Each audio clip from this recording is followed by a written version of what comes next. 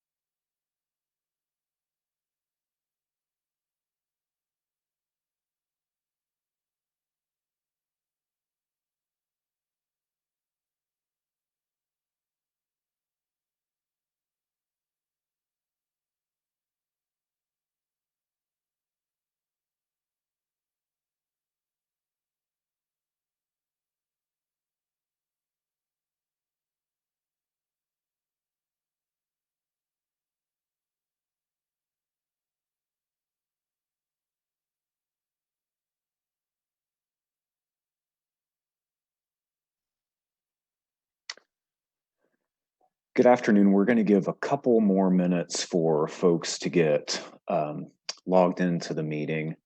Another reminder that if you wish to make verbal comments today, you need to send an email to the DDW reg unit at waterboards.com email address. Include your name, your affiliation, and if you wish to use your phone to make the comments via Zoom, you'll need to provide the last 3 digits of your phone number. Okay, thanks again. Give us maybe 2 more minutes and we'll begin.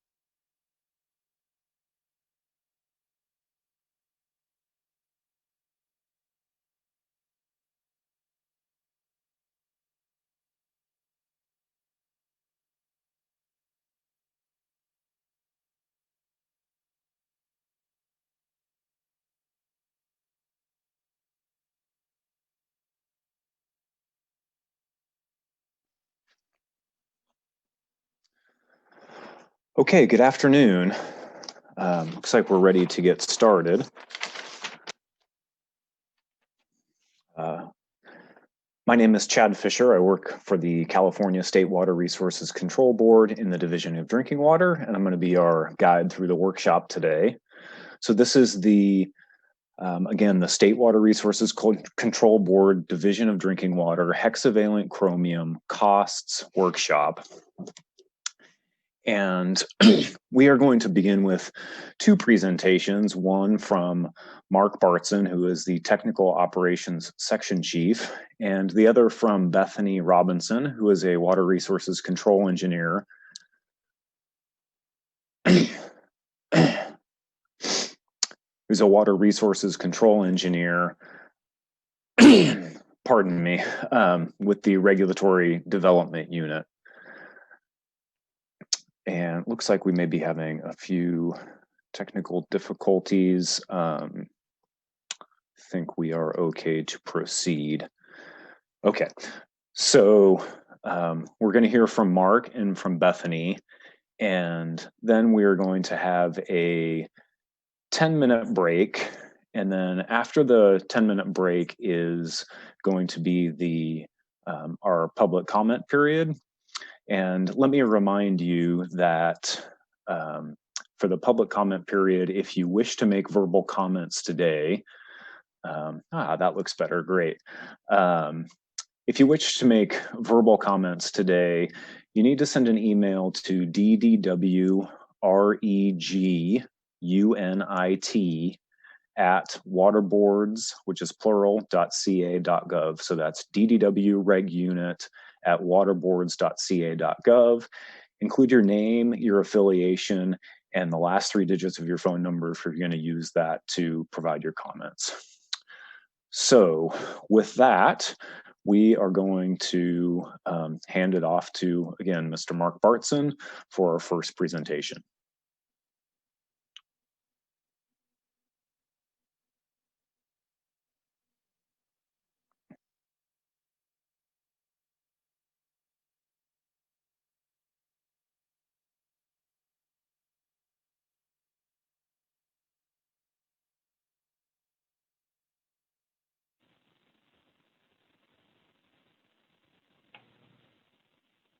Thank you, Chad. I think everybody can hear me. Oh, there we go. There comes the video, I believe. There you go, Mark. We can see you and we can hear you. Thank you, Chad, for the nice introduction, and welcome to everybody from around the state, wherever you might be, and thank you for joining us today for this workshop. My name is Mark Bartson. I am the head of the Technical Operations Section here with the Division of Drinking Water, State Water Board. The Regulatory Development Unit is part of my responsibilities here. And specifically for today, the development of the maximum contaminant level for hexavalent chromium. So our presentation here today is aimed to provide you with background that will be helpful in your understanding of the notice of proposed rulemaking that will be proposed in the near future. We'll be talking about background, the current schedule, along with a detailed discussion of the documents that have been posted recently to our website on the cost estimations and the methodology used in that. I'll cover the background and the current schedule part of the presentation, and then Bethany Robinson will join us to present on the technical aspects and the documents that have been prepared. She'll provide a recap of the methodology, go into a fair amount of detail, and lead us through that. Both my contact information and Bethany's is on the slide, and you also have the information if you'd like to get of our Regulatory Development Unit if you'd like a copy of the PowerPoint. More on that in a minute. Next slide. So the first thing I'd like to cover today is our current timeline for developing the maximum contaminant level for hexavalent chromium. In April of this year, April 2020, we had a workshop on economic feasibility. The focus of that workshop was the economic feasibility policy type of document that we received comments on from about 30 commenters, written comments, and we also received verbal comments. So that was the first phase of the information we're gathering and we'll use in preparing the notice of proposed rulemaking. Today's workshop is specifically focused on the cost methodologies. spring of 2021 is our anticipated date for the notice of proposed rulemaking. Public comment, workshops, and a board hearing will follow. And then if all goes well, in early 2022, we would have the new maximum contaminant level in effect. Next slide. I wanted to give you just a brief recap of what was covered at the April Economic Feasibility Workshop.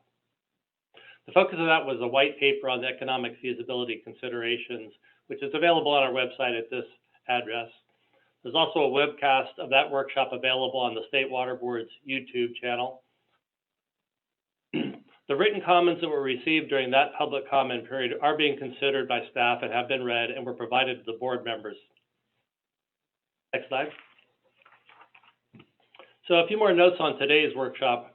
The webcast will be available for review on the State Water Board YouTube channel.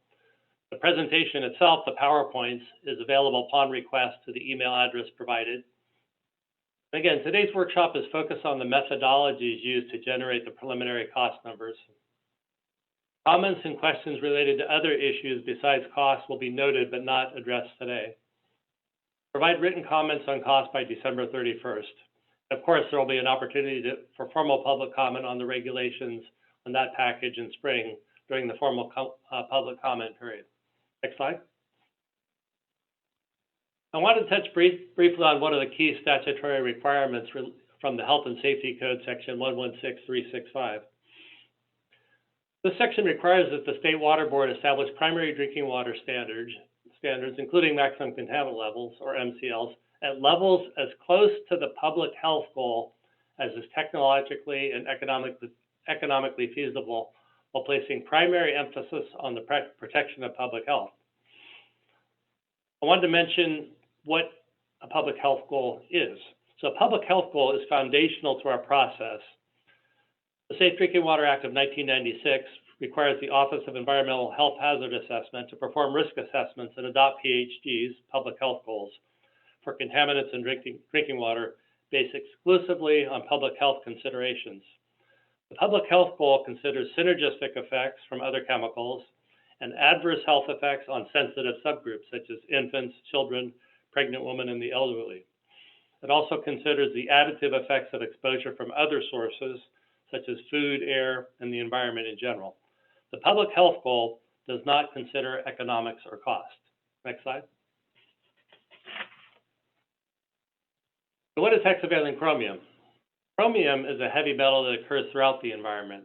Hexavalent and trivalent chromium are the most common forms of chromium in the environment. Trivalent chromium is a required nutrient with very low toxicity, also known as Chrome-3. Hexavalent chromium is much more toxic and is known to cause cancer. It is also known as chromium-6. Next slide.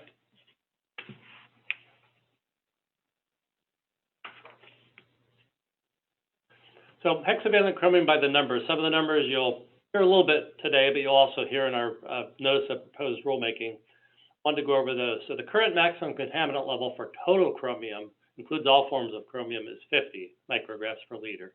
10 is the micrograms per liter is the previous maximum contaminant level. 2 micrograms per liter is what's called the health protective level for non-cancer effects that comes from the public health goal report.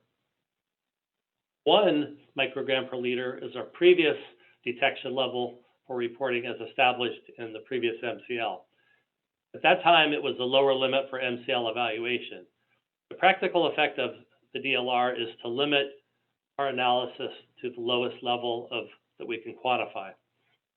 The analysis you see today goes to 1 because that's the current DLR.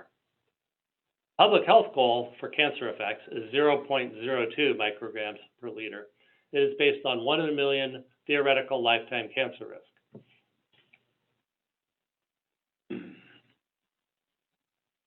Now with this slide, I'd like to recap the public water system types. You'll hear a little bit about this and you'll see our cost figures broken up by the different types of public water systems.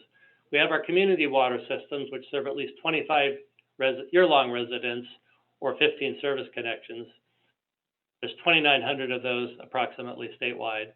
The non-transient non-community water systems, which serve 25 or more of the same people over 6 months per year, typically schools, larger places of employment, and so on.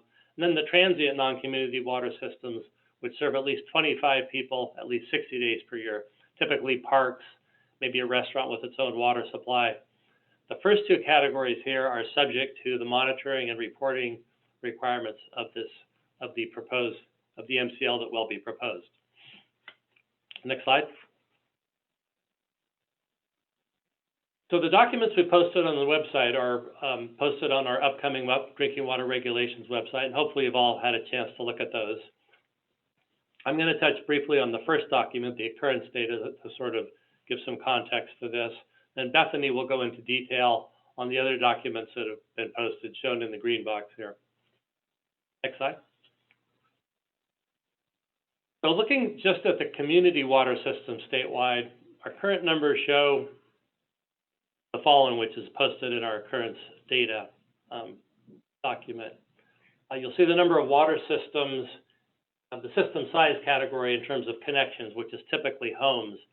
And we broke the total group down into individual categories of less than 100 homes, 100 to 200 homes, and so on. Next slide. One thing I wanted to point out today, which will be a fairly common theme here, is economy of scale. The smallest systems, the community systems that serve fewer than 100 homes, obviously lack the type of economy of scale you see in larger systems. In fact, of the total number of systems for which we're looking at data today, 2,545 community water systems, half of those, almost exactly half, serve fewer than 100 homes. Economy of scale is an issue. Next slide. And we always want to mention alternatives to treatment. Our preliminary analysis does not include alternatives to treatment. In fact, our analysis in the notice of proposed rulemaking will include a discussion of all these, but we do not try to do cost estimates for all the alternatives. Now, for smaller systems especially, options such as non-treatment options are often best. Things like consolidation, regionalization of management and operation, and of course, developing a new source if that's possible. Next slide. Other factors we can consider in that we evaluate in the MCL development are the health effects. A discussion of the health effects will be included in the notice of proposed rulemaking in more detail than anything we've provided today. Focus will be on the public health goal and both the cancer effects and the health protective levels within that public health goal. We evaluate our ability to detect and quantify, which, as I mentioned, we can currently go down to 1 microgram per liter. The occurrence data from groundwater and surface water, which I touched upon briefly. And then treatability, there'll be a discussion of that. Treatment costs and variables, and best available technology. Next slide. I also wanted to touch upon some additional information we have now that we did not have in 2012 and 13 when we developed the previous MCL. We have a more complete set of the occurrence data than we had previously. We have cost and performance information from full-scale treatment systems. There's other treatment technologies that are available, though not always to full scale. Public water systems may propose to use technologies other than the best available technology. The full-scale use of alternative technology is reviewed in our water system permitting process. And finally, the point of use and point of entry regulations have been adopted for smaller systems. Those are in effect now. Systems with fewer than 200 service connections may consider these methods for compliance if centralized treatment is not immediately economically feasible. So those are some of the options. Next slide. So just before passing it over to Bethany, I wanted to recap just, again, the purpose of today's workshop, some of the ground rules. The webcast will be available for review. Presentation is available upon request. Once again, comments due by December 31st. And of course, an opportunity to comment on the proposed regulations when released in the spring during the formal comment period. And with that, I'll turn it over to Bethany Robinson, who is our water resource control engineer, who's been the lead person on developing these documents and carrying out our investigation. So Bethany, I'll pass it over to you. Thanks, Mark. Can you hear me okay? Yeah, probably. Okay. Someone tell me if I'm on mute. We can hear you, Bethany. Thanks. Thank you. So this is the beginning of the technical section of the treatment cost workshop. Just as a quick reminder, we have a lot of the documents that I'm going to show you in this presentation posted online. So if you want a second look at those, they're all on our webpage.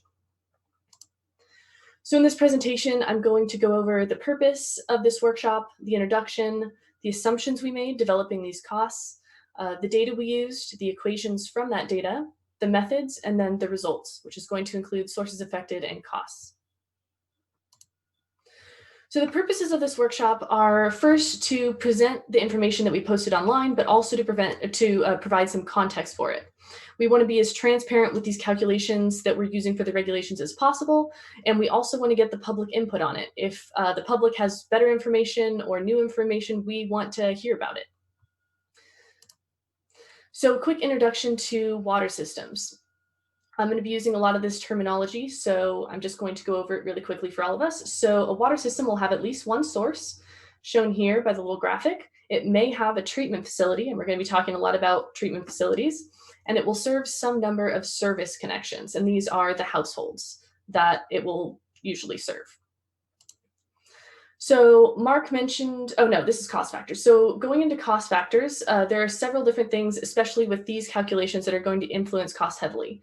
That's going to be the volume of water treated, the water used per person per day, especially if we don't have a total volume of water treated for a system, the total number of active sources that that system has, the number of active sources that are impacted, and this means contaminated with hexavalent chromium, and then the number of service connections that they serve.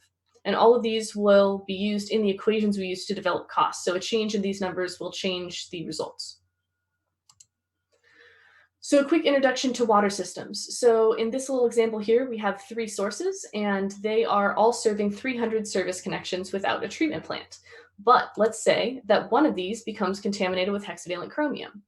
In that case, that source would need to treat the water before they could serve it to the service connections. However, they don't have to treat all 3 of their sources, they just need to treat the one source.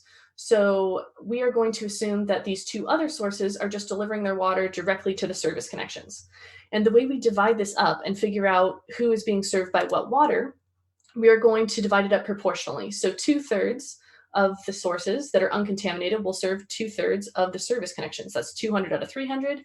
And then the one treated source will serve the remaining third, the 100 service connections. So Mark mentioned a little earlier about economies of scale, which is defined as a savings in costs gained by an increased level of production. So especially with water treatment, economies of scale can be significant. We're going to see that smaller treatment systems cost a lot more per unit of water, and that larger systems cost a lot less per unit of water. And there are a lot of real-world complexities that we don't take into account in these cost estimates. For instance, in this scenario here, where we have 2 sources and one of them in red is contaminated with hexavalent chromium, there could be other kind of water pollution with that water that would make certain kinds of treatments infeasible, or you would have to add additional treatment onto that, and we're not going to consider that. A system could also have an intertie with another system, and they would find that it's cheaper to buy clean water than to treat their hexavalent chromium contaminated water. They could also maybe blend the water with a different source if they have that option to keep it under the MCL. Or if their contaminated source is not producing very much water or is toward the end of its life, they can choose to take that offline. So the point of this slide is really to show you that there are a lot of other options that systems have that don't involve building a treatment facility. But for these costs, we are assuming that every contaminated source will be building its own treatment facility, even though there may be other options. So a quick look here at health effects. We're showing here the PHG, the public health goal, at 0.02, and each of the levels we are estimating costs at. So that's 1, 2, 5, 10, 15, 20, and 25 micrograms per liter. And we're showing their associated lifetime cancer risks. Now, by lifetime cancer risk, we mean that if you drink 2 liters of this water a day for 70 years, you would have this risk of getting cancer. So at the PHG, that's set at 1 in a million. And this goes all the way up to 1 in 800 when we get to 25 micrograms per liter. I'm going to go into the assumptions now. We're going to talk first about general assumptions, then some data-specific assumptions, followed by the treatment types that we're looking at. First, general assumptions. We have a peaking factor, and a peaking factor is used to figure out how much water a system will need to treat at one time in one day. So we have the total amount of water they may treat in a year, but that doesn't mean that they treat the same amount every single day. So we use a peaking factor to account for the fact that the treatment system will have to be sized to account for the most amount of demand at one time. So the peaking factor, consistent with our regulations, is 1.5 times 2.25. That's going to be 3.375. A source will require treatment if the average of all of its findings is above a proposed MCL. A source that requires treatment will require its own treatment plant and will incur its own capital and operations and maintenance costs. So like I said before, this may not be true in every case, but we are assuming that it is true here. And then we are also assuming that hexavalent chromium is treated to 80% of the proposed MCL. So if the MCL is at 10 micrograms per liter, we're assuming that people are treating to 8 so that they don't accidentally violate the MCL of 10 micrograms per liter. We are assuming that the water quality data we have in our database provides us a sufficient starting base for this cost analysis. And to figure out the amount of water produced by each system, we are checking the 2018 and 2017 EAR data. If this is unavailable, then we are calculating the amount of water a system produces at 179 gallons per person per day. This is a difference from previous calculations, as we used to use 150 gallons per person per day. For the operations and maintenance costs, after they're calculated, we're going to do 2 different adjustments to them. First, we're going to adjust them upward by 20% to account for the lower resin changeout trigger. So like I said before on the previous slide, when we assumed that they're treating to 80% of the MCL, this is that 20% drop. So we need to account for the extra chemicals and everything they'll need to treat to 20% below the MCL. Or 80% of the MCL, yes. And then we're also going to adjust downward by the peaking factor to account for the actual amount of water treated. So the peaking factor is the most amount of water it will need to treat at once. And we're going to adjust that back down to account for the average amount of water it treats for the operations and maintenance costs. We are assuming that all divisible system characteristics are evenly distributed among the active sources. So going back to the example I showed earlier with the 3 systems, each delivering water to 1/3 of the service connections. Anything such as service connections, population, or water production, we're assuming is all distributed evenly. So each of the sources is producing the same amount of water. Sources with a design flow below a minimum will instead be at the minimum, and I'm going to talk a little bit about this later. We are excluding land costs from these costs, and we are excluding monitoring costs for now in these preliminary estimates. Monitoring costs will be included later, but not in this workshop. So here we have some data-specific assumptions. Our 2 data sources, Hazen and Sawyer, and Water Research Foundation here. For the Hazen and Sawyer data, they included an off-gas treatment for volatile organic chemicals because they have that in their water. However, most sources don't have volatile organic chemicals, so we are assuming that none of them do and that the costs of the off-gas treatment are being excluded. They also included in their operation and maintenance costs some analytical costs, so we remove those as well because we will be including the analytical costs later, which are the monitoring costs. The Water Research Foundation had 2 different options for waste brine. 1, it could be hauled off-site, and 2, it could be discharged to a sewer. We're assuming that it's going to be hauled off-site, which is slightly higher operations and maintenance costs. Not everyone has access to a sewer, and that's also a slightly lower O&M cost. So here we're checking in with our outline. We've gone over the purpose, the introduction, and the assumptions, and now we're on to data. So here are 2 data sources. These are posted online. The Hazen and Sawyer data comes from the Glendale Water and Power Phase 3 demonstration study, where they looked at RCF and WBA costs. And you can find that at this link.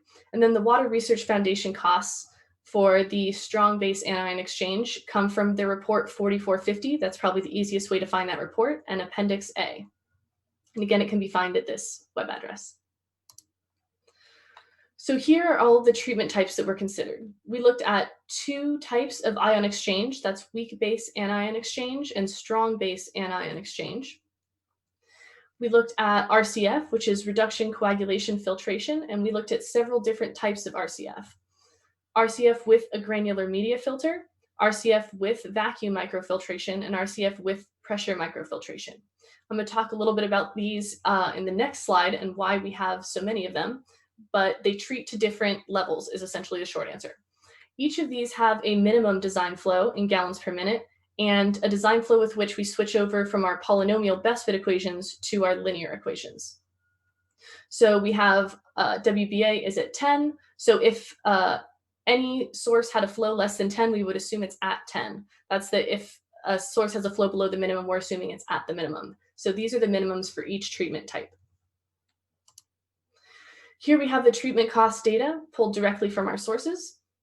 And you can see for RCF with a granular media filter and regular RCF, these start at 5 micrograms per liter. And that's because they really only treat down to 5 micrograms per liter.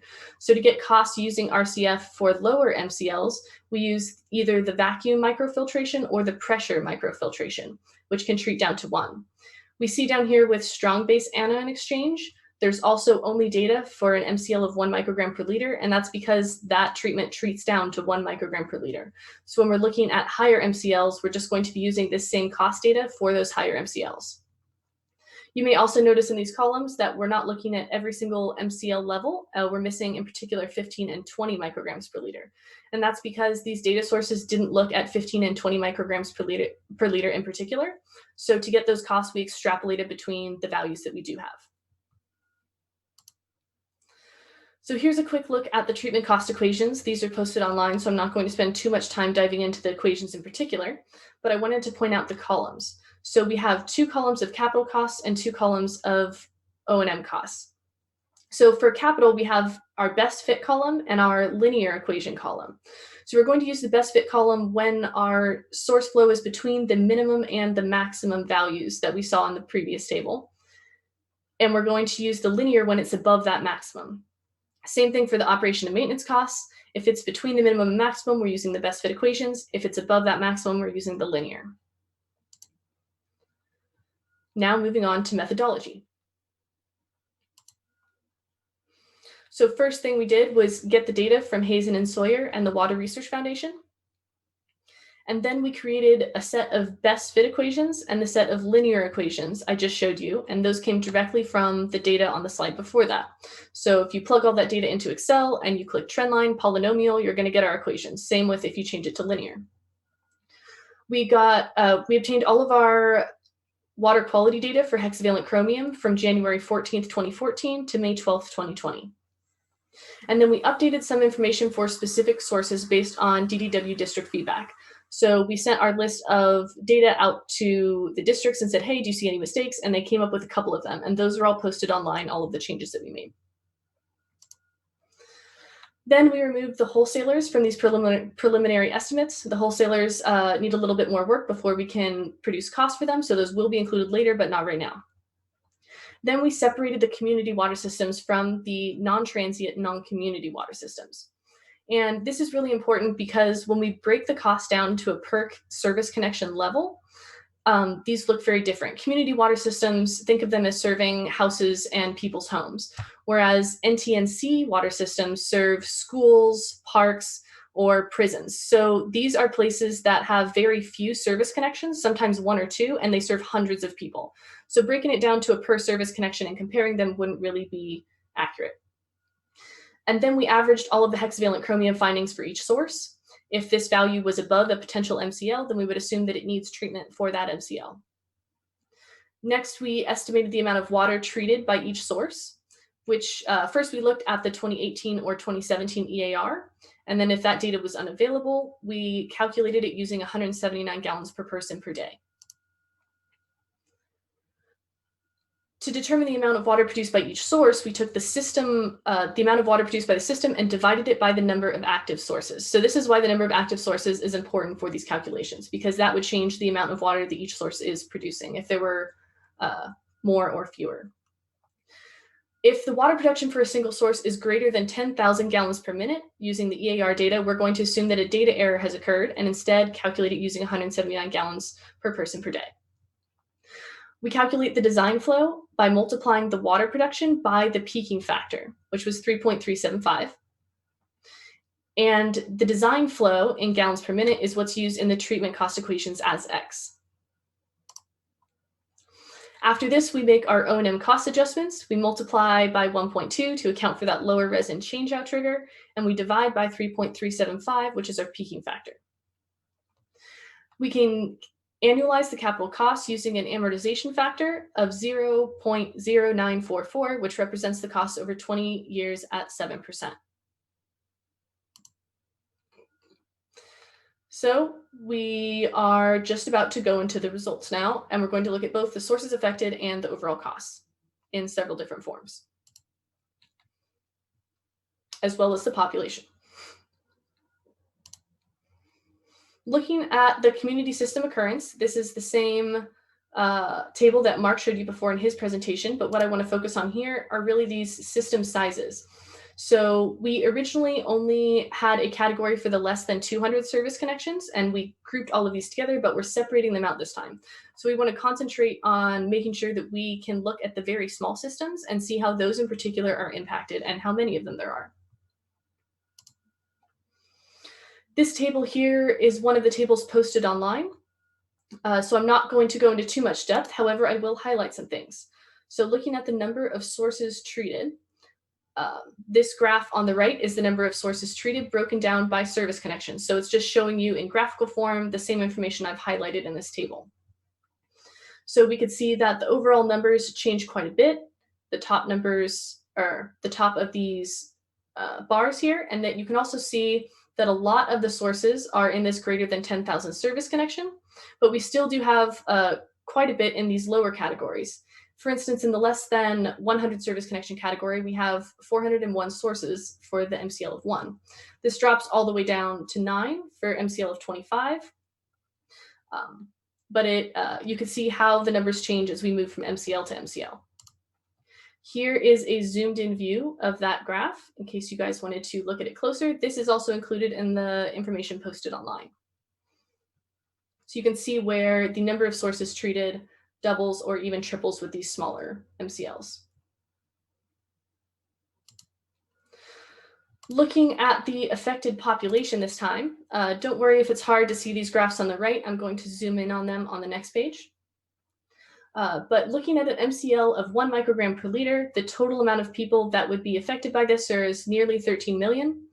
Dropping all the way down to an MCL of 25 micrograms per liter, we see this is about 87,000 people.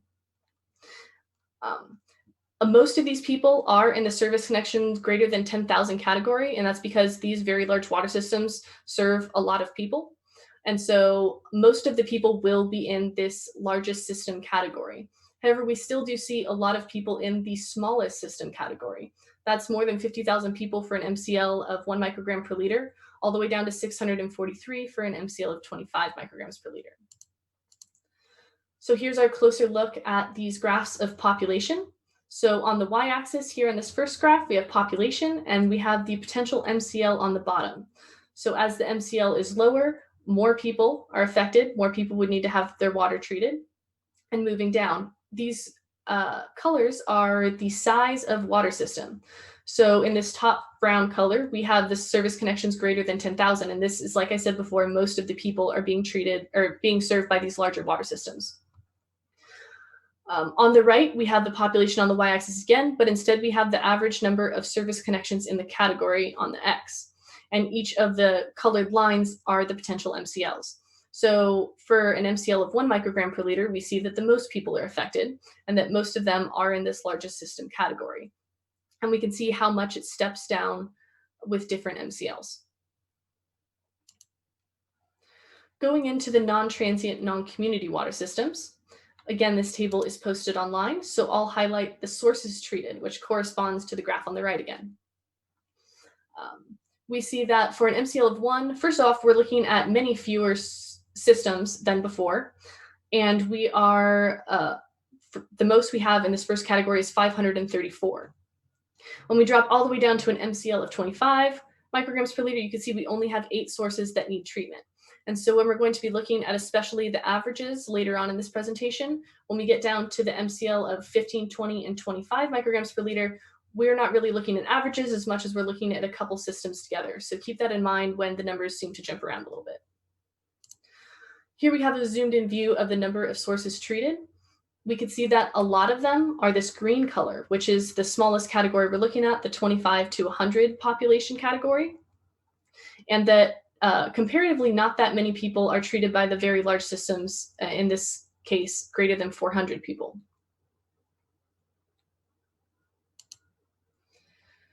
Here are graphs of costs. So on the left, for community systems. So on the left, we have the total capital costs, and each of the colors represents one of our treatments. So we could see here that purple is the lowest cost for every MCL. That's going to be the strong base anion exchange. And that the rest of these costs, especially all the RCFs, are grouped together. But you can see the red peeking out just under there if you look closely. So the weak base anion exchange is the second least expensive.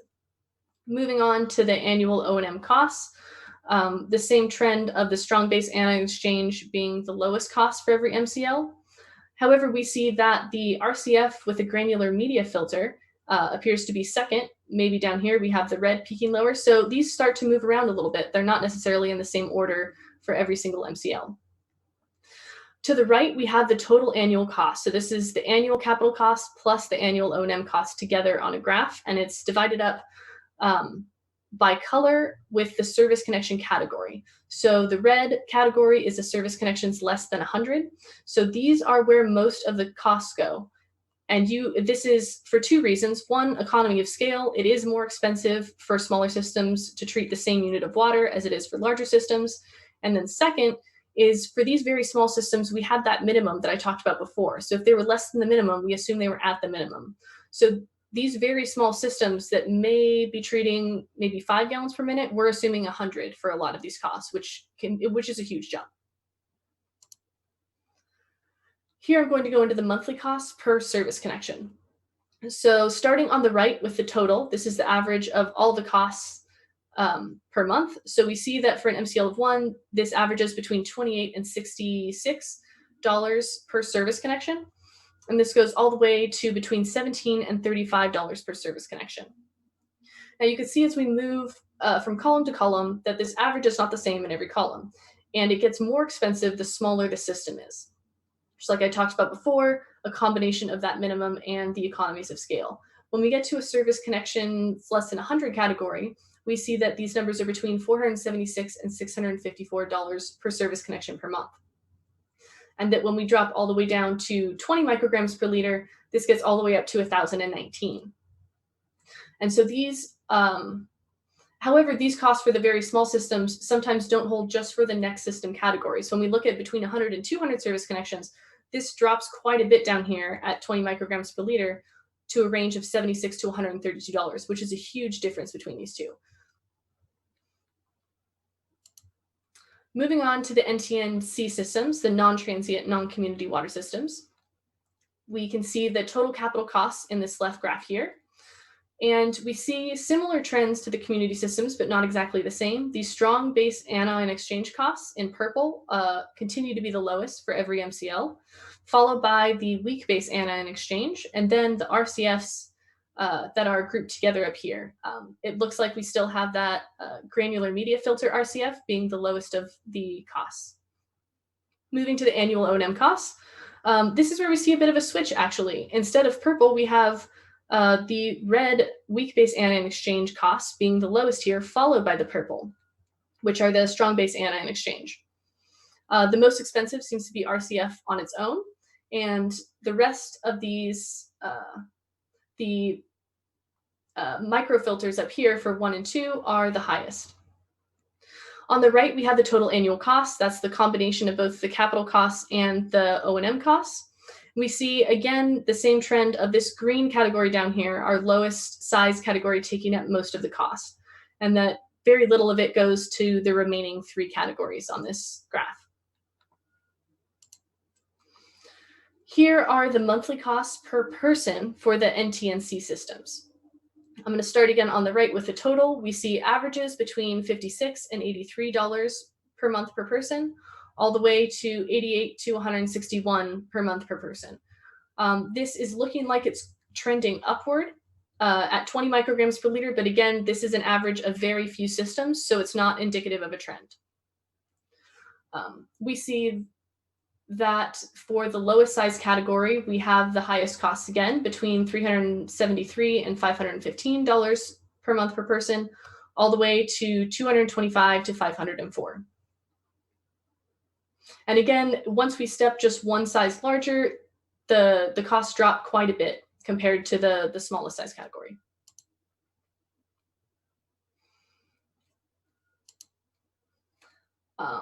So the next steps for this workshop, we are going to review all of the comments that we receive here, both oral and written comments. We are going to work on our wholesaler costs, which still need to be included. And we are planning on estimating the point of use, point of entry costs for systems serving fewer than 200 service connections. So we have more options for more cost options for them to choose from. Thank you for listening, everyone. I look forward to hearing all the comments. Bethany, thank you very much. Actually, Mark and Bethany, thank you both for your presentations. So we are now going to have about a 10-minute break. And before we go to break, I want to remind everybody that if you wanted to make verbal comments today during the comment period, which is going to immediately follow the break, please register via email at ddwregunit@waterboards.ca.gov. And you need to provide your name and your affiliation and the last 3 digits of your phone number if you're going to be using your phone to comment via Zoom. And then one other reminder for our verbal commenters is that our comments will be focused on costs today, as this is the Chrome 6 costs workshop. So with that, we'll take a 10-minute break and we will resume at 2:30 p.m.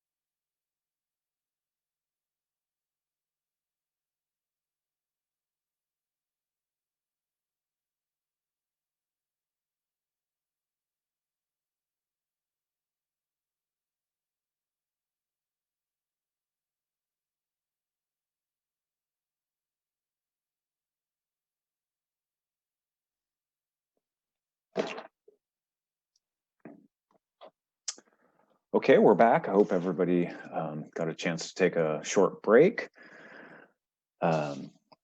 We are going to start the public comment portion of our workshop today. A reminder that this is recorded. For our commenters, comments are going to be limited to 3 minutes. And again, we want to focus on costs.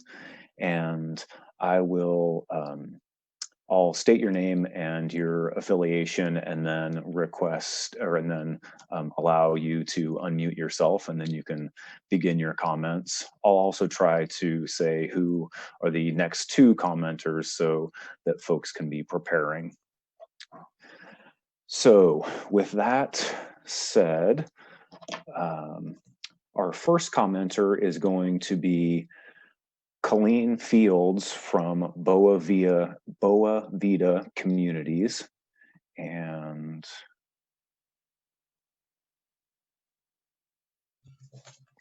there we go. I think, Colleen, you should be able to, yes, we can hear you. Great. You're first up, so thank you. Great, thank you, Colleen, go ahead. Oh, I should say, apologize. The next commenter will be Robert Bocock from Integrated Resource Management.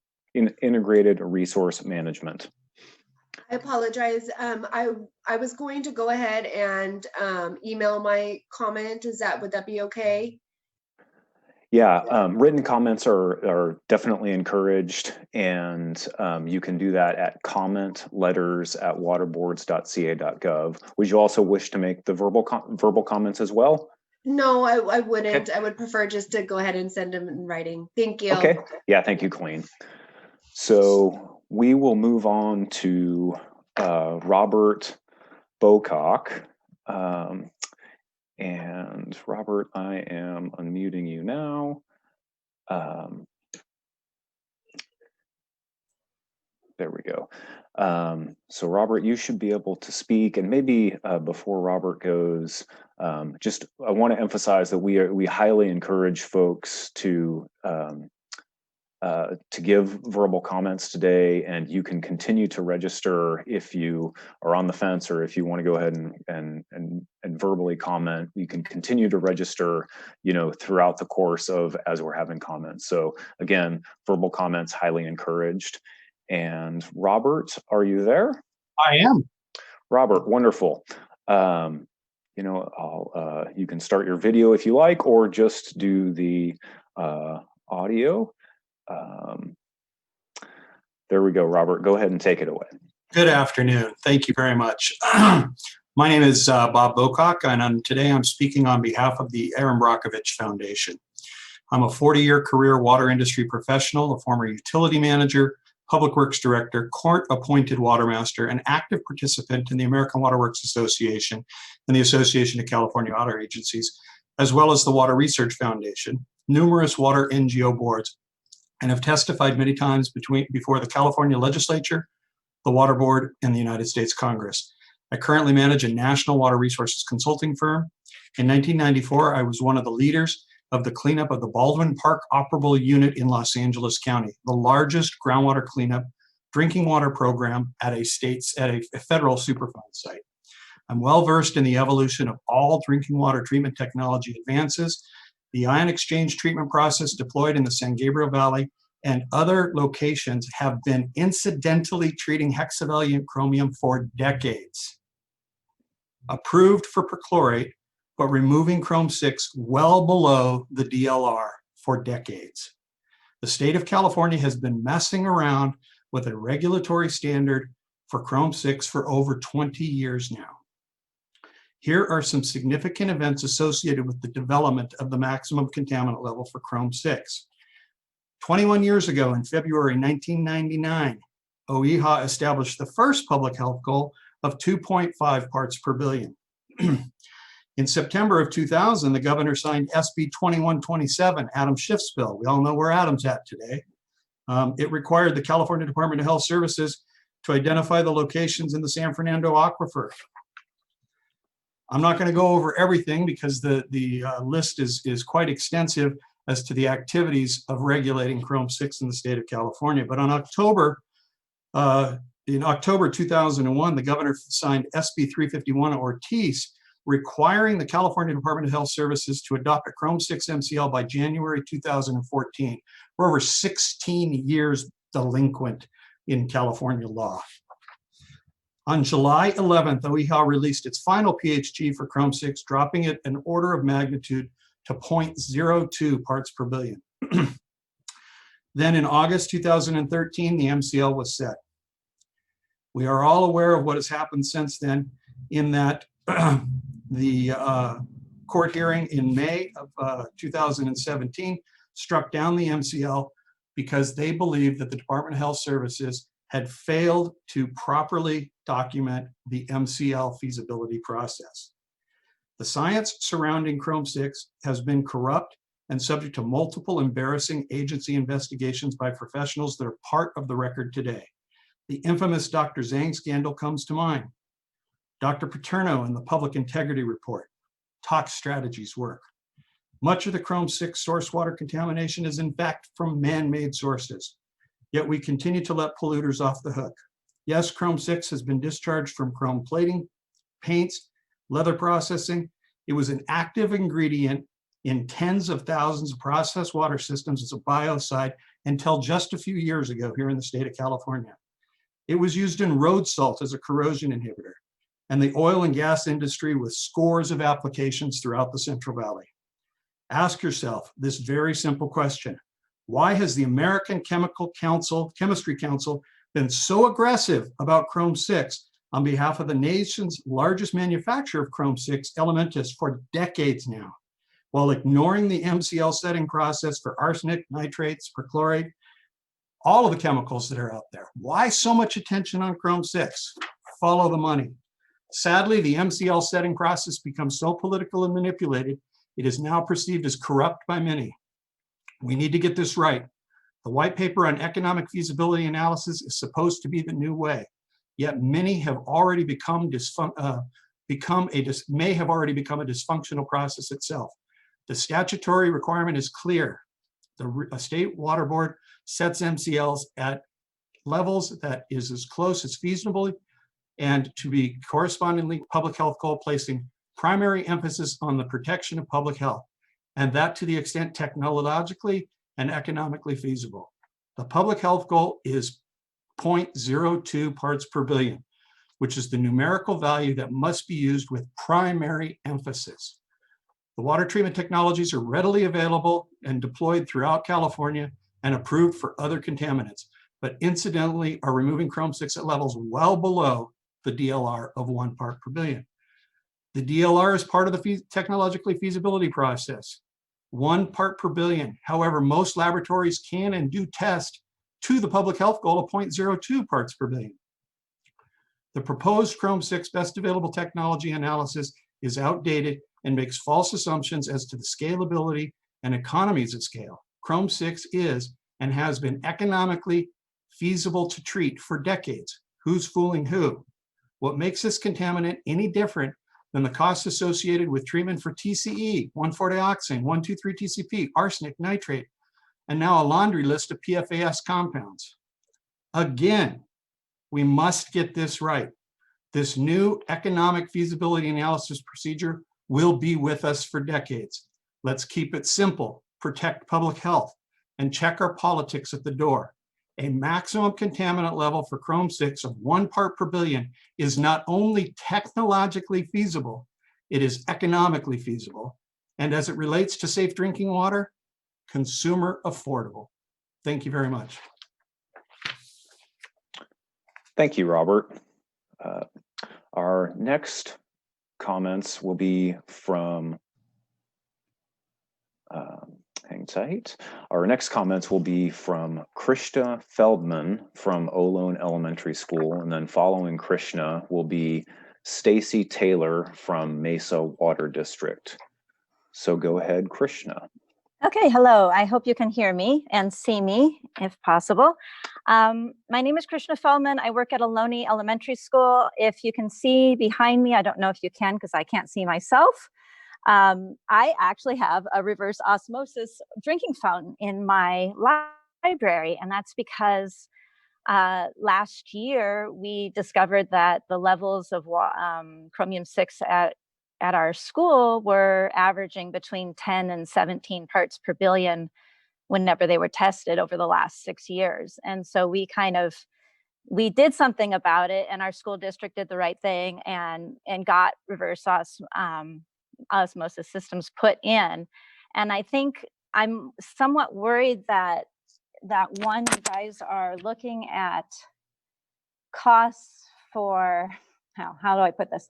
You are assuming that everyone is going to treat the water, and I don't think that's feasible for a lot of the smaller systems or many systems. I mean, I know Sunny Mesa here said what they would do is either, and you mentioned this as well, they're going to stop one of the wells that has the higher level of chromium-6 and just use the one that is better, which is around 10 parts per billion, which isn't great, or blend with another system. And so I encourage you to look at not just treating every system, but what systems can do, like what water districts can do, like doing point of use, and which I know you will, but I think that should be more considered than, oh, everyone is going to treat, because I don't think that's likely.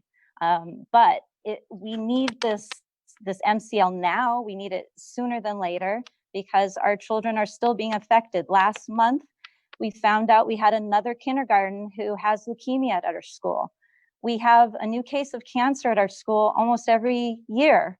And so we're not experiencing a 1 in 2,000 chance of cancer, which is kind of what you would expect from our 10 parts per billion here. We're experiencing more like a 1 in 400 rate of cancer at our school. And I'm not saying that it's definitely chromium-6. We don't know. There are other pesticides around, but I'm saying we can affect the MCL. We can affect the chromium-6 by doing point of use, like we have with drinking fountains here, bringing in water. There's a lot of different things that we can do, and we need this new protective level so that schools and the water districts can seek funding to lower the amount of chromium-6, because we know it is not good for us.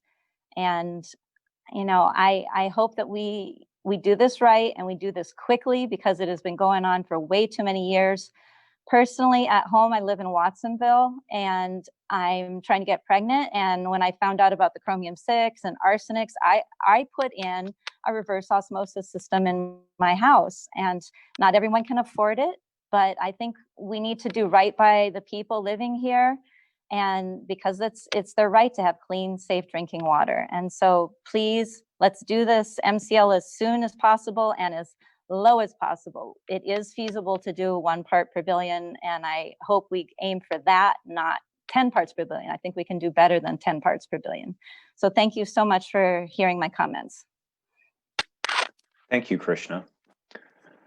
So our next commenter will be Stacy Taylor from Mesa Water District, and then following Stacy will be Jay Zuka from San Andreas Mutual Water Company.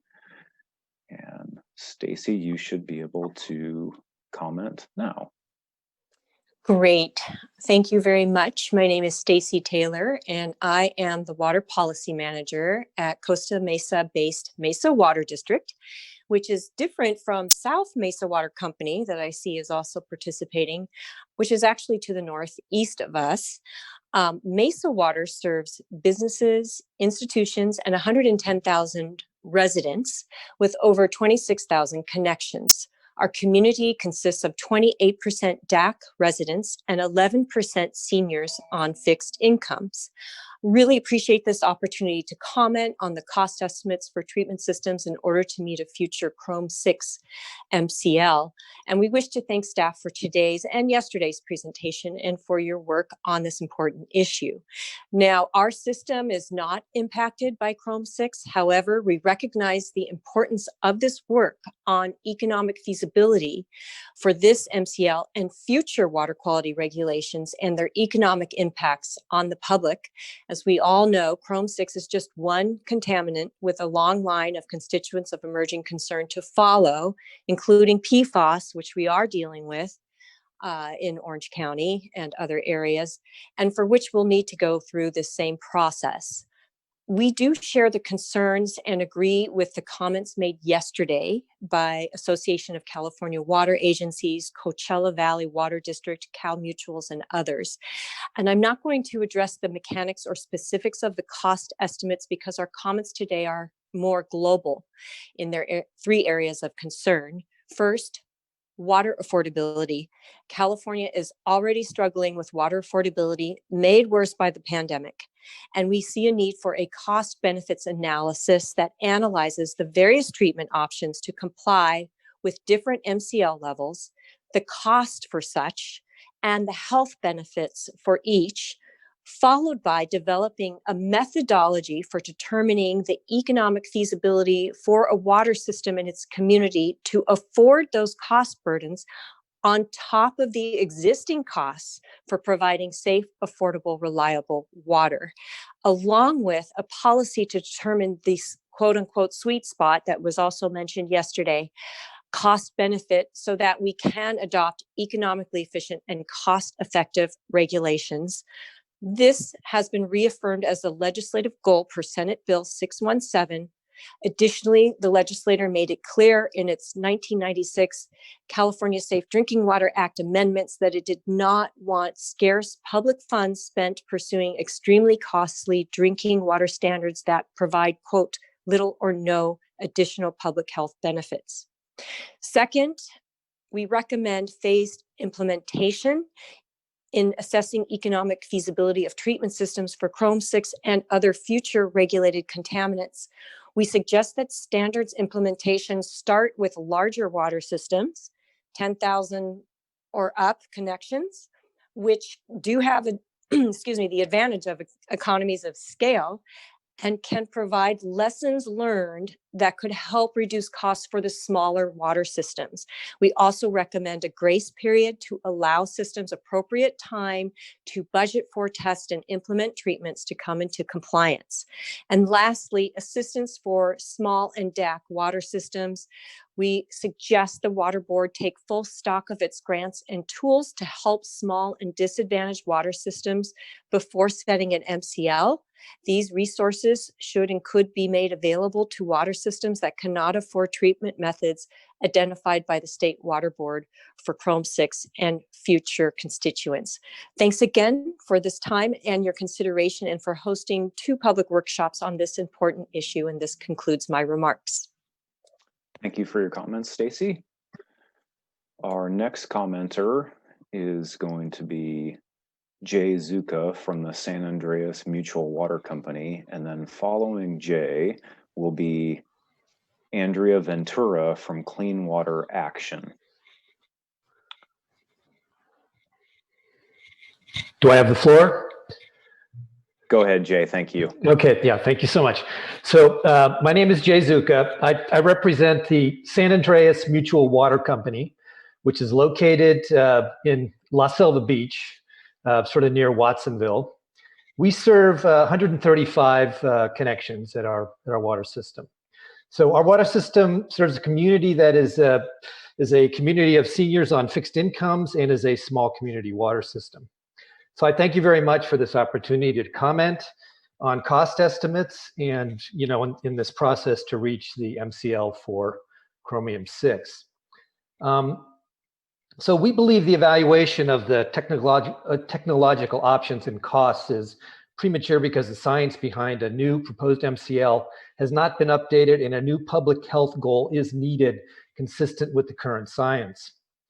The linear no threshold method is inappropriate because it's extrapolated from high concentrations of Chrome-6 and is inconsistent with Chrome-6 as found in the environment.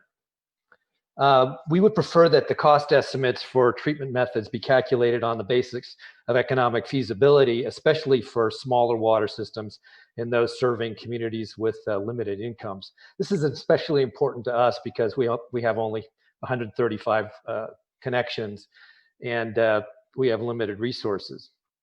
In assessing the economic feasibility of treatment systems for Chrome-6 and other future regulated contaminants, we request that implementation of standards begin with the larger systems first, as a way of creating economies of scale that will reduce costs for modular treatment systems that could help smaller water systems. This is important to us because, again, we have a small number of connections and limited resources. And then finally, I just want to point out in 1996, the California Safe Drinking Water Act, as amended, the legislature made it clear that it did not want scarce public funds to be spent pursuing extremely costly drinking water standards that provide little or no additional public health benefits. And that concludes my remarks. Thank you very much. All right, thank you for your comments. Our next commenter is Andrea Ventura from Clean Water Action, and then following Andrea will be Tim Worley from Community Water System Alliance.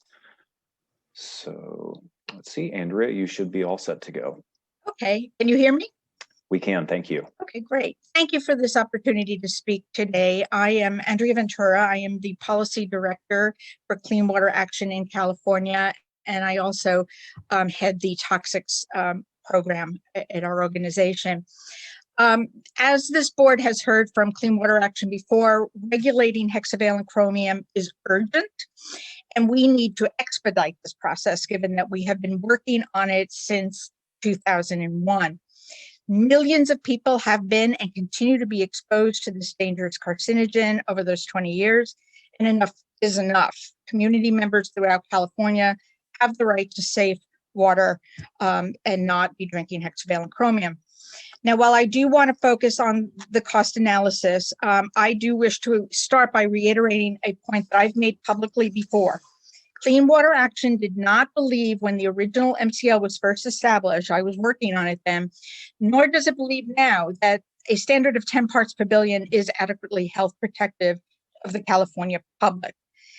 Also, given the extraordinary gap between the public health goal of 0.02 parts per billion, which is the level at which we would not expect to see significant health impacts, the gap between that and 10 parts per billion, it's not even close to complying with California law, which requires MCLs to be set as close to the PHG as is economically and technically feasible.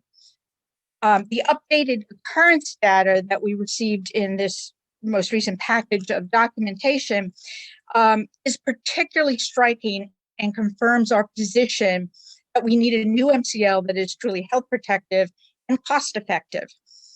While some may see the big jump between the number of affected systems that would have to treat their water at 10 parts per billion versus a lower MCL, we and our members, which represent tens of thousands of people throughout the state, see this as the very reason we need to set the MCL at the detection limit. We agree with those who have already said that.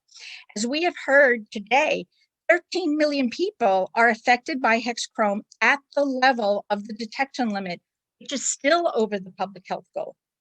13 million represents both a huge danger to public health and potential extraordinary costs in terms of health impacts, something that's not included in these economic analyses.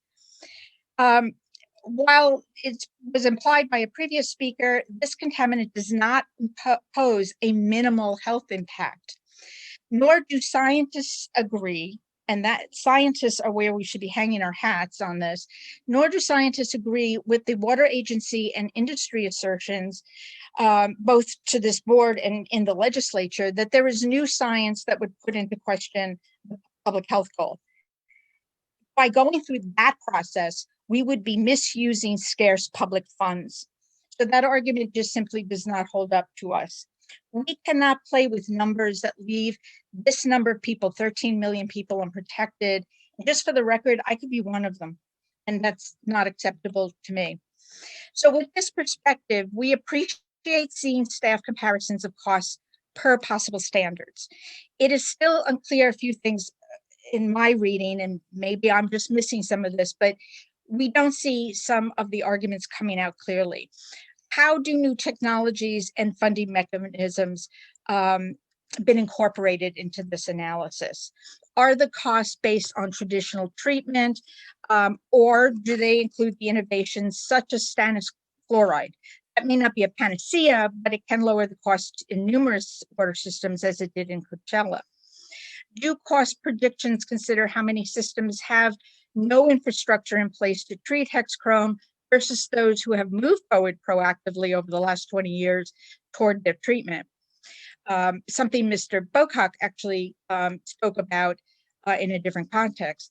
How many water systems are affected by man-made causes of hexchrome contamination and thus are in a position to regain some of their expenses from responsible parties? This is key because we never hear from impacted communities, including the disadvantaged communities, that they want less regulation. They don't want cancer. They don't want reproductive harm. We only hear those arguments from some water systems and those representing potential responsible parties. Finally, we'd like to understand how the provisions of the Safe and Affordable Drinking Water Fund and other mechanisms in place to assist small water systems to comply are being considered. I want to end by once again reminding the board that those water providers who have not moved forward in planning for the regulation of this contaminant have lost 20 years of opportunity to protect their constituents. Okay, we understand that cost is an issue. We have spent years working on things like the Safe and Affordable Drinking Water Fund and ways to ensure that water systems have the mechanisms to fund water protections, because we do understand that cost is an issue. But 20 years is a long time to be able to prepare for this. And instead, some parties, not all, but some parties have spent more time and energy trying to get in the way of the regulation of this contaminant. Pleas that this is too expensive or that they need more time have no credibility any longer, nor is it an excuse for the state itself to not move forward in establishing the MCL. Again, we call for the standard to be at the detection limit.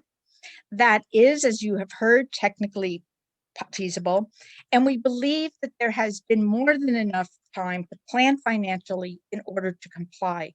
I certainly would hold my own water system to that, and I hope that the board will hold the other water systems around the state equally as accountable and to act quickly to regulate this contaminant. Thank you very much for this opportunity to make these comments. And thank you for your comments. Our next commenter is Tim Worley from Community Water System Alliance. And following Tim will be Myra Hernandez from Community Water Center. So Tim, you should be all set to go. Thank you very much. For the record, my name is Tim Worley. Some of you may know me with another water association. However, I'm in the midst of a change in my work, and so I'm speaking here on behalf of the Community Water System Alliance. The Community Water System Alliance is relatively new, founded on the simple principle of large water systems helping small ones. Our comments reflect this focus on the special challenges faced by the smaller community water systems in maintaining compliance with all drinking water regulations. We appreciate this workshop and the opportunity to share our views. Wherever the Water Board sets the final MCL for hexavalent chromium, economic feasibility will certainly be the primary determining factor.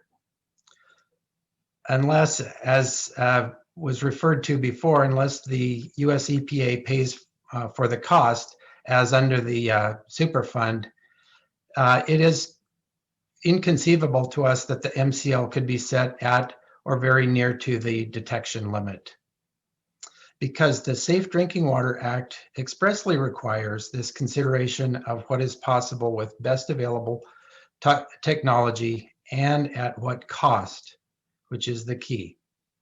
We would also note that to comply with the human right to water policy, the state needs to understand and should actually disclose the magnitude of cost the state itself will face in helping small and economically disadvantaged water systems to comply with the MCL. These costs will come back to the state, whether it's the SAFER program or it's in some other program. Or thinking of it in a different way, an unaffordable MCL will mean the human right to water is just an illusion.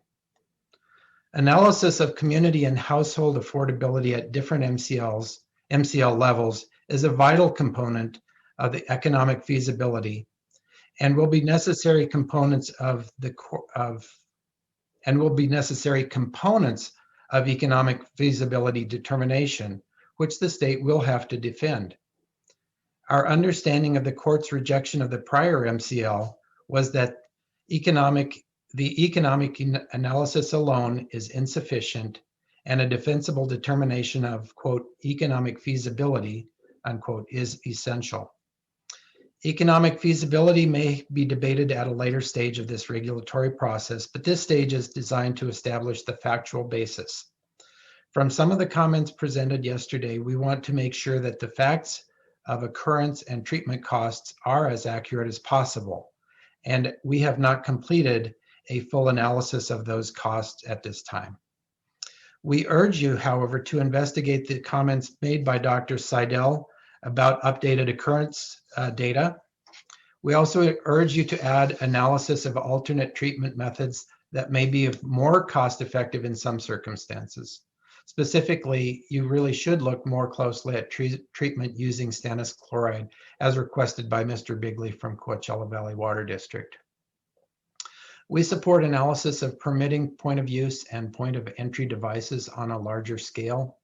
But for POU or POE treatment to work for our small system members will require the end user to accept the responsibility for maintenance, or else some kind of affordable centralized monitoring. For true analysis of all treatment methods, it is important that you include accurate cost adjustments with co-contaminants and the full cycle of treatment costs that includes disposal of residuals. Similarly, previous commenters suggested that the public health goal used by California is out of line with Canada.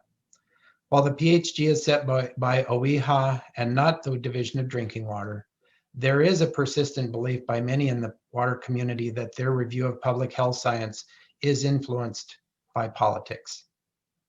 We look forward to engaging productively with the Division of Drinking Water and the Water Board as you move forward in this process. Thank you again for this opportunity to offer these comments. Thank you. Thank you for your comments, Tim.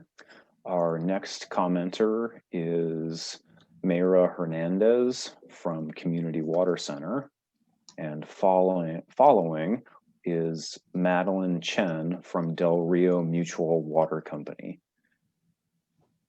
Mayra, you can go ahead and take it away. Thank you. Can you hear me okay? We can hear you, yes. All right. So good afternoon. My name is Mayra Hernandez, and I am a community organizer with Community Water Center. I want to begin my remarks today by stating that the information provided as part of this workshop confirms what we already knew, that community members living with toxic Chrome-6 water have been paying too high of a price with their health and their lives for too many years now. So the information found in the Hexavalent Chromium treatment cost health effects table shows that 1 out of 2,000 people are at risk of cancer at the former Chrome-6 MCL of 10 parts per billion, which is shocking, painful, and unjust. And so thinking about all these households served by private and shared wells and schools affected by Chrome 6 that we have encountered, and all of those we have not yet encountered, and knowing that 1 out of 2,000 people are at risk of cancer from the former Chrome 6 MCL is unacceptable. We just heard from a staff member at Alonia Elementary School that they are experiencing even greater cancer incidence at their school that has 11 to 17 parts per billion of chromium 6 in their drinking water. So it's far past time for California to do right by our environmental justice communities impacted by Chrome 6. We must set a health protective MCL at the detection limit as soon as possible. The previous MCL of 10 parts per billion is not acceptable. We at Community Water Center understand that setting a health protective MCL is only the first step. We will then have to come together to advocate for funding to implement short and long-term solutions. We at Community Water Center are committed to do that in partnership with other stakeholders in the water sector. But we must be clear, community members deserve a health protective MCL.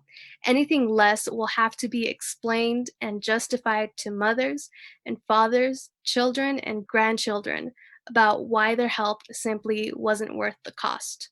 And before I end, I also had a few questions. The first question is, did the monthly weighed average cost for all water systems to come into compliance increase in your analysis as compared to the previous CDPH analysis?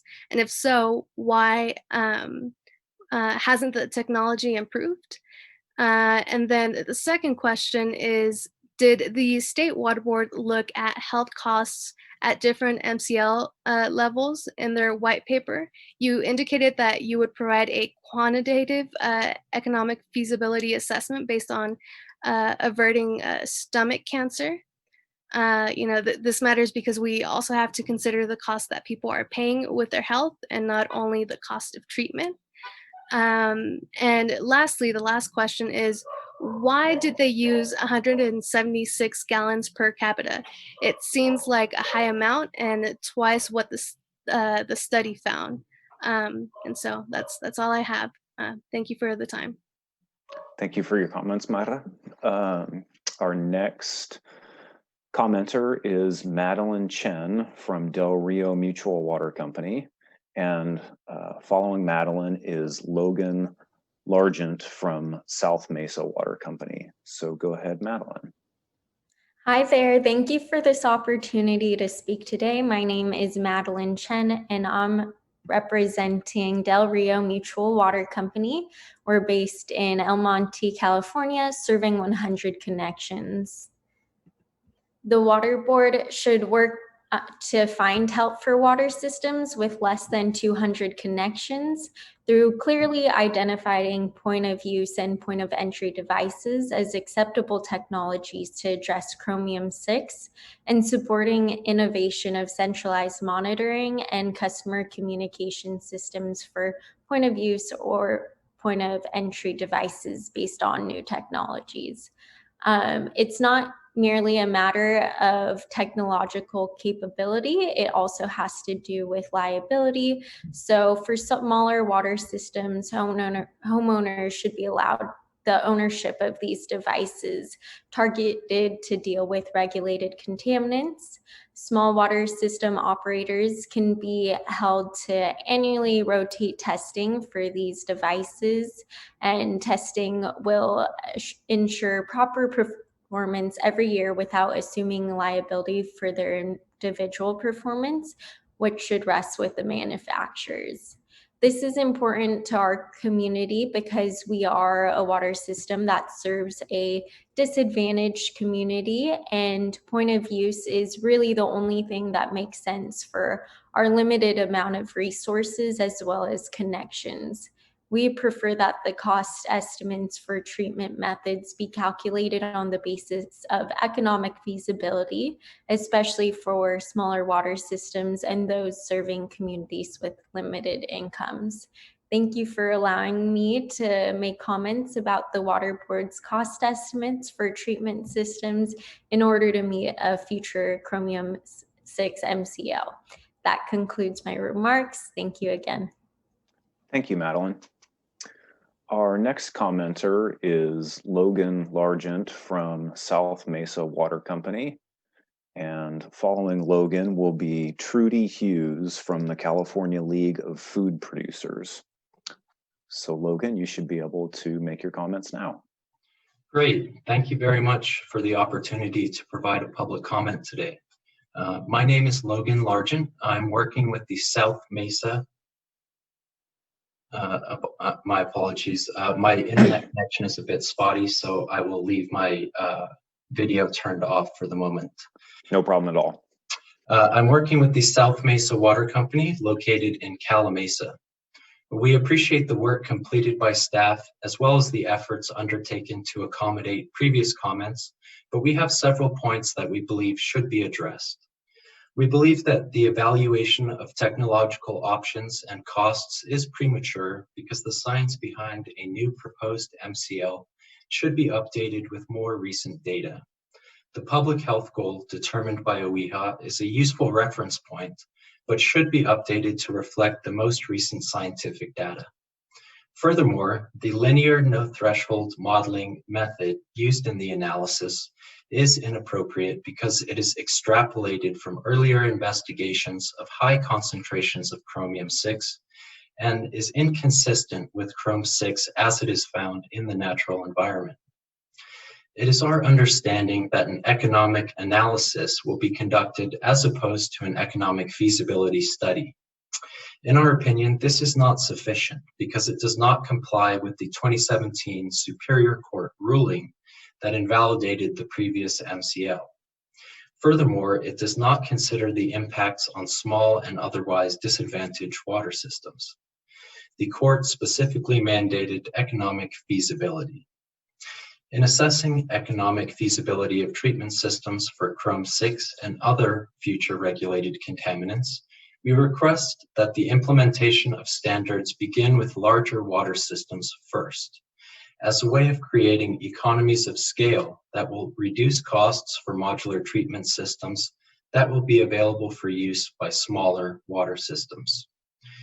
We are appreciative of the increased consideration of the use of points of use and points of entry devices, but this issue is not merely a matter of technological capability, as there's a liability component complicating this potential solution. Currently, the liability for a faulty point of use or points of entry device may fall on the water provider. If small water system operators organize to rotate testing for state-listed POU and POE devices, proper performance can be assured, though we believe that the liability should reside with the manufacturers. Lastly, the most recent amendments to the Administrative Procedures Act passed in 2011 with Senate Bill 617 reaffirmed the goal of the legislature to establish requirements that lead to the adoption of more economically efficient and cost-effective regulations. We urge the Water Board to consider this precedent moving further during this process. Additionally, in the 1996 California Safe Drinking Water Act amendments, the legislature made it clear that it did not want scarce public funds to be spent pursuing extremely costly drinking water standards that provide little or no additional public health benefits, and we hope that this is considered throughout this process. So with that, thank you very much for the opportunity to speak today, and I appreciate the staff's work on this initiative. Thank you very much. Thank you for your comments, Logan. So our next commenter will be Trudy Hughes from the California League of Food Producers. And following Trudy will be Chris Webb from Pajaro Valley Unified School District. Trudy, I think you're, yeah, we can hear you. Go ahead. Thank you. Oh, great. Thank you. Doesn't look like I can use my my video, so I guess I'll spare you all. I would like to, oh, there we go, start my video. You're free to if you like, yes. All right, why not? Well, good afternoon. I appreciate the opportunity to speak with you. I'm Trudy Hughes. I'm with the California League of Food Producers, representing the food processing industry in California. And we're an unlikely stakeholder in the Chrome 6 and drinking water world. We do have members who operate private wells for their processing plants and employ over 25 permanent employees throughout the year, which makes them subject as non-transient, non-community water systems to all the drinking water standards. And so this is a very big issue for us, but I am going to focus my comments today, kind of piggyback off what Logan Largent said with regard to the SWRCB. So I got some questions. I think there's a couple comments. So the cost estimate posted in the late November indicated that the proposed Chrome 6 MCL would qualify as a major regulation, which of course would necessitate the development of a standardized regulatory impact assessment, or the SWRCB.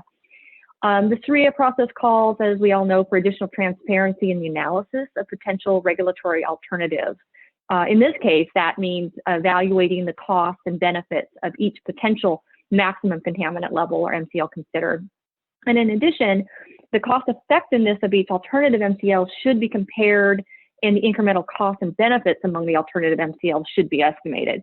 And the Department of Finance regulations do require that the initial statement of reasons for a proposed regulation must include the SWRCB. A summary of the department's comments of the draft SWRCB and the agency's response to those comments are posted on their website. So the Division of Drinking Water is planning to issue a notice of proposed rulemaking in February of next year. It should have already provided the draft SWRCB to the Department of Finance. And the last SWRCB developed by the Division of Drinking Water was for trichloropropane and was submitted to DOF 6 months before the notice of proposed rulemaking. We have not been able to locate a draft of the SWRCB posted at the Department of Finance's website, and we're just concerned that the division will not complete this analysis in time to inform the selection of the proposed MCL. A SWRCB that follows a notice of proposed rulemaking, we believe, or the CLFP would believe, would impede the ability of stakeholders to comment on the proposed MCLs and would be contrary to the government code and Department of Finance regulations. So I guess the question that we're posing and we'll put into comments is can the staff clarify the status of the SWRCB? And that's something that we can certainly explore with you offline. I'm not going to put you on the spot now. Thank you. Thank you for your comments, Trudy. Our next commenter is going to be Chris Webb from Pajaro Valley Unified School District. Chris is our last commenter that has reached out that they would like to comment, and so maybe this is a call to anybody who wishes to comment to please send the email to register to comment if you would like to do verbal comments today. And then a reminder that written comments are encouraged through comment letters at waterboards.ca.gov until December 31st at noon. So with that reminder, and it looks like Chris is ready to go. So go ahead, Chris.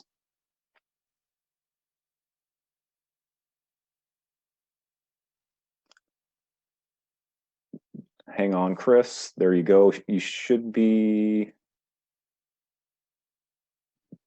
Okay. Chris, we got you. There we go. Hi, so I'm Chris from Renaissance High School in Pajaro Valley Unified School District. Work in the same district as Krishna Feldman, who you've heard from earlier. And actually my school had even higher levels of chromium 6. Thankfully, the district did do the right thing and they brought us a short-term solution with RO drinking fountains. But that, for a high school, that raises its own concerns, because now we're hydrating students with something where it's not the best water because it depletes their minerals in their system. So we need a proper MCL, a health protective MCL, so that I can advocate for my students and I can get the district to do the right thing again. Because right now, basically, our hands are tied. They're basically saying, look, the state has this level, we're meeting their level already, wiping our cleanse clean, and that's kind of not good enough, because we, as Krishna brought up, there's cases of cancer, and I can't, my school is surrounded by fields, there's other contaminants, maybe pesticides, but if we can limit the number of contaminant sources, that would be ideal. And I hear this talk about costs, and I heard Myra say this, like, and this is exactly what I was thinking. Are we factoring in the costs to people's health? Is that part of the cost? Because it seems like it's only industry. And as an econ teacher, the pushing of negative externalities on the public is unacceptable. And then I think if you saw the demographics at these schools, you would see that politically it has a bad look to it if you were to see who's getting the cancer demographically. Also, I am thinking that is in terms of cost, has the State Water Board looked into having, because I know it was mentioned man-made sources from man. Has the State Water Board looked at any type of like fineage or basically making industry pay for these negative externalities and doing right by the public in that sense? So I'd really like to get a good MCL. I think we've been spinning our wheels for years now.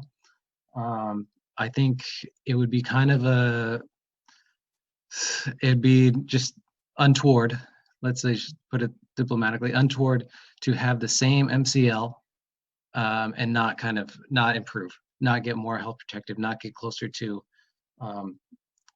10 parts per billion, a little bit inadequate.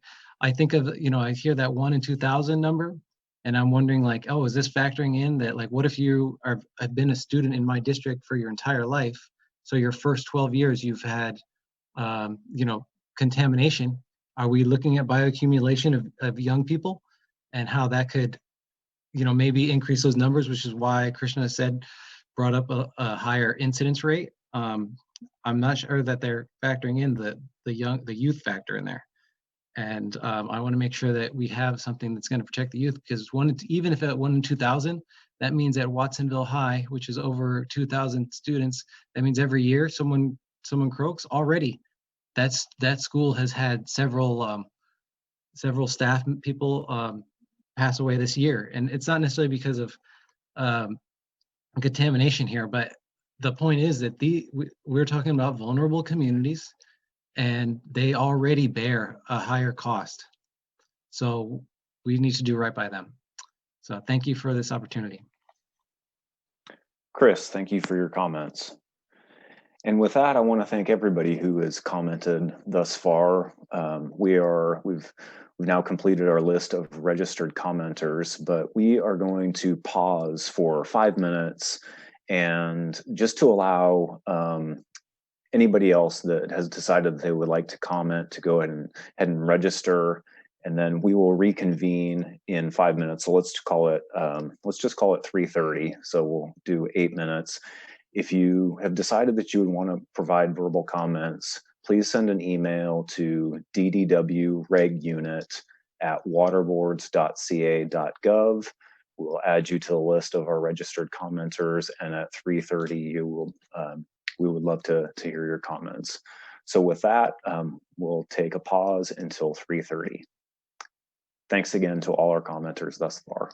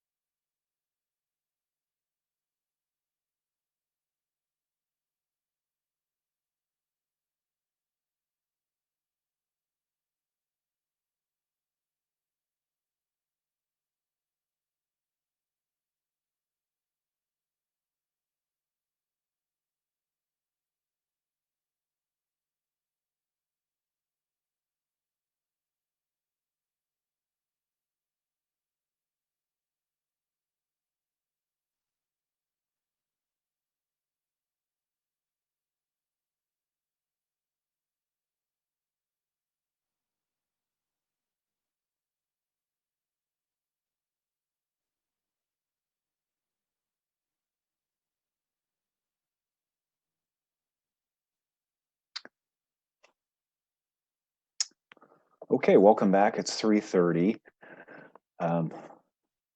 We've not received any additional requests to provide verbal comment today, so we are going to close this webinar and this public hearing.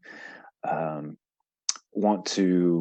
State Water Resources Control Board wants to thank all of the participants and all of the commenters today for participation. A reminder that written comments can be submitted until December 31st at 12 noon. And the way to submit those is via email to ddwregunit@waterboards.ca.gov. So with that, again, thank you for your participation and enjoy the rest of your day.